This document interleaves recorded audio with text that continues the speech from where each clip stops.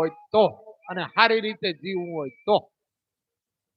બાકી તમારી જય ગિરનારી તમારી મરજી. એમ અહીંયા બ્રહ્માજીએ અહલ્યાનું મન જાણ્યું નહીં, કારણ કે અહલ્યાનું મન હતું ઇન્દ્ર તરફ.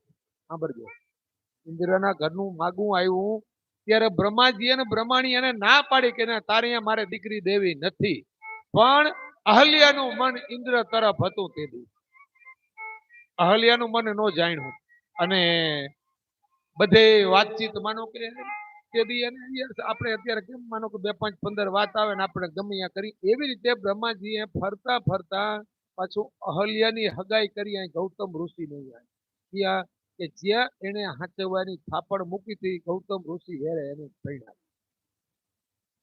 અહલ્યાનું મન હતું ઇન્દ્ર રાજામાં, પણ એને પૂછ્યું નહીં, એને અહીં પૈણાવી દીધી. એટલે ઓલે કહેવત નથી કે દીકરીને ગાય દોરે ત્યાં જાય, દીકરી તો પારકી થાપણ કહેવાય.